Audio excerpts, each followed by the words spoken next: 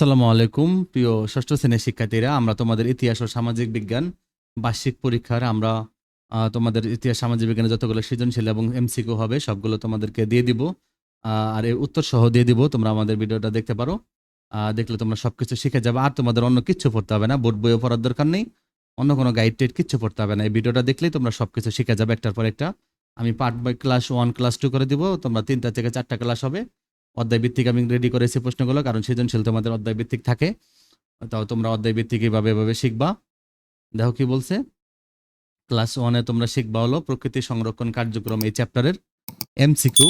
দেখো আমাদের এটা 74 থেকে 81 পৃষ্ঠা পর্যন্ত এতটুকুর কাজ হয়ে যাবে এটুকু দিয়ে তোমাদের পড়লে। যে মিঠা পানির ডলফিন কোনটা? মিঠা পানির ডলফিন হলো শুশুক। প্রতিদিন সারা পৃথিবীতে অসংখ্য বিলুপ্তপ্রায় প্রাণী মৃত্যুবরণ করেছে কেন? মানুষের সচেতনতার অভাবে। প্রিয় শিক্ষার্থীরা, তোমরা এগুলো পড়ার সময় মুখস্থ করে যাও, কারণ এরপরে তোমাদের আমি অ্যাক্টিভিটি আছে, ওই অ্যাক্টিভিটি তোমার নিজে করতে হবে। দেখো, প্রতিদিনই সারা পৃথিবীতে অসংখ্য বিলুপ্ত প্রায় প্রাণী মৃত্যুবরণ করেছে কেন? মানুষের সচেতনতার অভাবে। মানুষের সচেতনতার অভাবে। কোনটি বিলুপ্তিপ্রায় প্রাণী?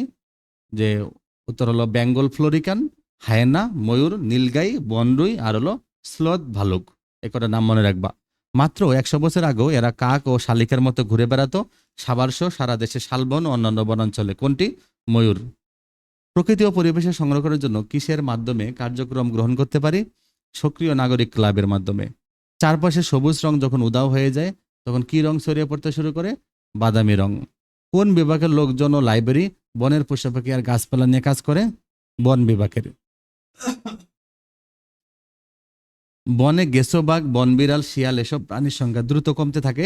তারপর বনের গাছপালা কমতে থাকে, কিন্তু আবার বাড়তে থাকে কোনটি? তৃণভোজী প্রাণীর সংখ্যা। গাছপালা আর পশু পাখি একে অপরের উপর নির্ভর করে বেঁচে থাকাকে কি বলে? খাদ্য শৃঙ্খল। শিকারী সব মাংসাশী প্রাণী মেরে ফেলে কি বলে? বলে নিরাপত্তার অজুহাত। এই শব্দটা বলে তারা এগুলো ধ্বংস করে ফেলে।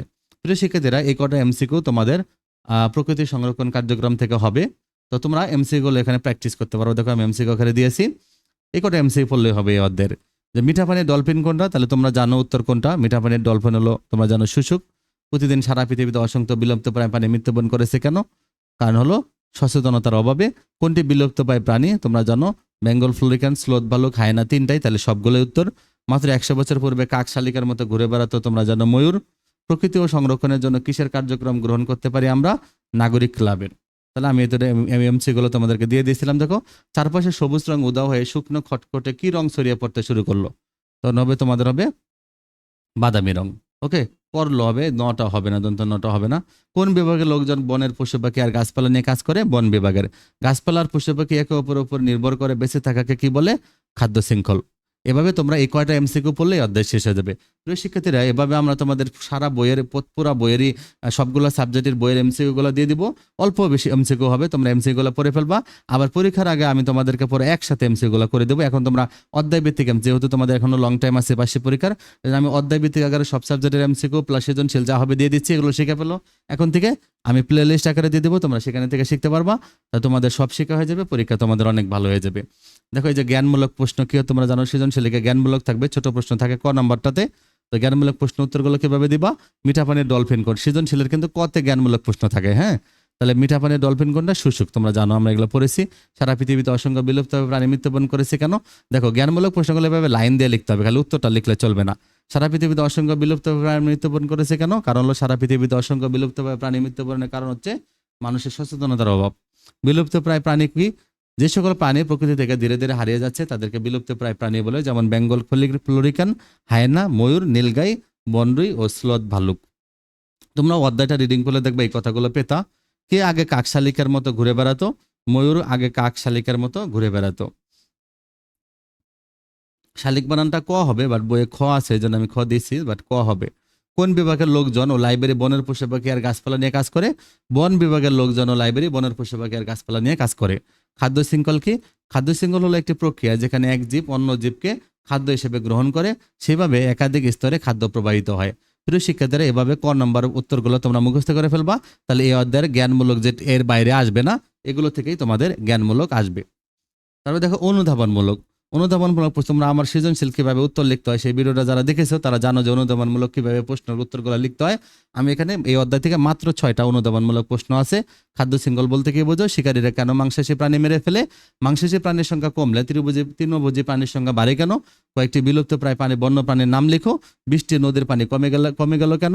প্রকৃতি ও পরিবেশের বিলুপ্তির 2টি কারণের নাম লেখো। তার মানে এভাবে তোমরা এই 6টা অনুধাবনমূলক প্রশ্ন পড়লেই তোমাদের হয়ে যাবে। এই অধ্যায় থেকে আর অন্য কোনো প্রশ্ন পড়তে হবে না।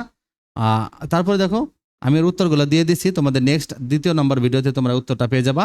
এই যে প্রশ্নের উত্তরটুকু, যে জ্ঞানমূলকটা শুধু এই ভিডিওতে দিয়ে দিচ্ছি, আর এমসিকিউগুলো আর সেকেন্ড ভিডিওতে তোমরা এই প্রশ্নের উত্তরগুলো পেয়ে যাবা। প্রয়োগ উচ্চতার দক্ষতা দেখো, এখানে এই 5টা টপিক 6টা টপিক্সের উপর তোমাদের উচ্চতর দক্ষতার প্রশ্ন শিখতে হবে। তার আগে এই কয়টা টপিক সময় তোমাদের শিখতে হবে। আমি উত্তরগুলো দিয়ে দিব। যে প্রকৃতি ও পরিবেশ কেন আমাদের জন্য গুরুত্বপূর্ণ? আমাদের অস্তিত্ব রক্ষায় প্রকৃতি সংরক্ষণ করা জরুরি। উদ্দীপকের আলোকে ব্যাখ্যা করো।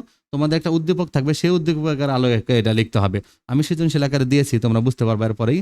উদ্দীপকের আলোকে বন্যপ্রাণী বিলুপ্তির কি কি কারণ রয়েছে লিখো। প্রকৃতির সকল উদ্ভিদ ও প্রাণী কিভাবে একে অপরের উপর প্রভাব বিস্তার করে ব্যাখ্যা করো। কিভাবে প্রকৃতি ও পরিবেশ সংরক্ষণ করা যায় লিখো। আর উদ্দীপকে উল্লেখিত ভয়াবহতা রোধে কিভাবে বন্যপ্রাণী সংরক্ষণ করা যায় লিখো। তারপরে এই কয়টা টপিক্সের প্রশ্নের উত্তরগুলো তোমাদের শিখতে হবে। তাহলে তোমাদের এই অধ্যায়ের ঘ সৃজনশীলের ঘ নাম্বারটা উত্তরটা লিখতে পারবা। দেখো তোমাদের সৃজনশীলে থাকবে কিভাবে, এভাবে তোমাদের একটা সৃজনশীল থাকবে, এইভাবে সৃজনশীল থাকবে এই অধ্যায় থেকে। হ্যাঁ, যে রূপা বলল বাবা আগে গাংচিল শকুন দেখা যেত, এখন আর দেখি না। রূপার বাবা রহমান সাহেব বললেন এ কারণে এখন ভয়ঙ্কর জীবাণুবাহিত রোগ যেমন আনথ্রাক্স দেখা যায়। মানুষ এই সকল প্রাণীর আবাসস্থল ধ্বংস করছে, না হলে শিকার করে ফেলছে। তো রূপা বলল তখন এই সকল প্রাণী কিভাবে রক্ষা করা যায় জানতে চাইলে তিনি বললেন আমাদের নিজেদের অস্তিত্ব রক্ষায় সকল বন্য প্রাণী সংরক্ষণ করতে হবে। তাহলে এভাবে তোমাদের একটা উদ্দীপক দেওয়া থাকবে। উদ্দীপকের সাথে তোমাদের ক খ গ সৃজনশীল থাকবে। ক নম্বর কি, যেমন খাদ্য শৃঙ্খল কি, তাহলে তোমরা এই প্রশ্নের উত্তরটা লিখবা। আমরা জানি, আমি তোমাদেরকে কিন্তু জ্ঞানমূলক প্রশ্ন এটা দিয়েছিলাম। খাদ্য শৃঙ্খল কি? এটা হলো মাংসাশী প্রাণীর সংখ্যা কমলে তৃণভোজী প্রাণীর সংখ্যা বাড়ে কেন? এটা কিন্তু অনুধাবনমূলক প্রশ্ন। আমি তোমাদেরকে দেখো এই যে অনুধাবনের যে 3 নম্বর প্রশ্নটা দিয়েছিলাম। ওকে, আর এখানে আমি জ্ঞানমূলক এই যে খাদ্য শৃঙ্খলকে উত্তরটা দিয়ে দিয়েছি। তাহলে এভাবে তোমরা ক খ লিখবা। আর গ নম্বরটা তোমরা কি করবা, দেখো গ নম্বর কি বলছে, উদ্দীপকের আলোকে বন্য প্রাণী বিলুপ্তির কি কি কারণ রয়েছে লিখো। দেখো এখানে বাবা কিন্তু 2টা কারণের কথা বলছিল, যে রূপার বাবা যে বলছে যে আবাসস্থল ধ্বংস করা কিংবা শিকার করা। তাহলে এই বন্য প্রাণী বিলুপ্তির আর কি কি কারণগুলো আছে, তাহলে এই আলোকে তোমরা লিখতে হবে। ওকে, এবার রহমান সাহেবের শেষোক্ত উক্তিটির যথাযথ আলোচনা করো। রহমান সাহেব শেষে কি বলছিল দেখো, তিনি বললেন আমাদের নিজেদের অস্তিত্ব রক্ষায় সকল বন্য প্রাণী রক্ষা করতে হবে। তার মানে বন্য প্রাণী রক্ষার গুরুত্ব। প্রিয় শিক্ষার্থীরা দেখো, আমি এখানে দিয়েছিলাম যে প্রকৃতি পরিবেশ কেন আমাদের গুরুত্বপূর্ণ, এখানে একটা দিয়েছিলাম যে এই যে আমাদের অস্তিত্ব রক্ষায় প্রকৃতি সংরক্ষণ করা জরুরি। তো প্রকৃতির মধ্যে কিন্তু বন্য প্রাণী আছে। তার মানে এই প্রশ্নটা টপিকটা যদি তোমরা বুঝো তখন তোমরা এই ঘ নম্বর উত্তরটা লিখতে পারবা। ওকে, প্রিয় শিক্ষার্থীরা, এই নমুনা প্রশ্নটার উত্তরটা আর প্রয়োগ উচ্চতা দক্ষতা এবং অনুধাবনের উত্তরটা তোমরা পার্ট 2 ক্লাস 2 ভিডিওতে পেয়ে যাবা। এভাবে সবগুলো সাবজেক্টের সবগুলোরই ভিডিও তোমরা পেয়ে যাবা। আমাদের ভিডিওগুলো দেখলে উত্তর প্রশ্ন সব পেয়ে যাবে, আর কোনো বইও পড়তে হবে না তোমাদের, এগুলো পড়লে হবে। তোমরা যদি একটু কষ্ট করে উত্তরগুলো একটু নোট করতে পারো তোমাদের জন্য এটা ভালো হবে, কারণ তোমাদের লং টাইম আছে। তাহলে তোমরা অভ্যাস প্র্যাকটিস করতে পারবা। তোমরা ভিডিওগুলো 2বার দেখে, একবার দেখবা, একবার দেখার পর তোমাদের শেখা হয়ে যাবে। দ্বিতীয়বার তোমরা দেখে স্কিপ করে করে লিখবা। প্রথমে তোমরা লেখার দরকার নেই, আগে তোমরা পড়ে নেবা। ওকে, আর তোমরা এমসিকিউ গুলো, এই যে জ্ঞানমূলক গুলো লিখবা, এমসিকিউ গুলো লেখার দরকার নেই। এমসিকিউ এর এই টপিক গুলো লিখবা। এই টপিক গুলো লিখলেই উত্তরগুলো লেখা হয়ে গেল, কারণ আমি এটা এমসিকিউ এর উত্তর এখানে এভাবে শিখাইছি, পরে কিন্তু এভাবে এখানে শেষে দিয়ে দিয়েছি। ওকে, এভাবে তোমরা সব উত্তর পেয়ে যাবে। আগে আমাদের চ্যানেলটা সাবস্ক্রাইব করে রাখো। আর তোমরা সবাই একটা করে কমেন্ট করবা, যে তাহলে সবাই একটা করে কমেন্ট করলে তাহলে আমি তোমাদেরকে সেই অনুযায়ী তোমাদের সব সাবজেক্ট আগে আমি দিব। হ্যাঁ, সব সাবজেক্ট দিয়ে দেবো। তোমরা আমাদের ভিডিওগুলো দেখো, এই জন্য তোমাদেরকে ধন্যবাদ। তোমরা অনেকে কমেন্ট করো, সাবস্ক্রাইব করো, এই জন্য তোমাদেরকে ধন্যবাদ। তারপর তোমরা আরো বেশি বেশি করে কমেন্ট করবা, শেয়ার করবা বন্ধুদের মাঝে, আমাদের ভিডিওগুলো যেন দেখতে পারে। কারণ তোমরা জানো যে ভিডিওগুলো তোমরা যদি যত বেশি দেখবা তত আমার উৎসাহ বাড়ে, আমি তত বেশি ওই টাইপের ভিডিওগুলো করব। এখন এগুলো ভিডিও একটা করতে অনেক সময় দেখা যায় সময় বেশি লাগে, কিন্তু তোমরা যদি দেখো ভিডিওগুলো, কমেন্ট করো, আর এগুলো কিন্তু পরীক্ষায় সব কমন পড়বে। ওকে, তাহলে তোমরা এইভাবে এগুলো শিখে ফেললেই হয়ে যাবে, আর অন্য কিছু শিখতে পারবো না। তো আমি তোমাদের আগে যে সাবজেক্টগুলোর প্রশ্ন হয় না, এই সাবজেক্টগুলোর আগে তোমাদের প্রশ্ন তৈরি করে দেখাবো কিভাবে আসবে পরীক্ষাতে। ভালো থেকো।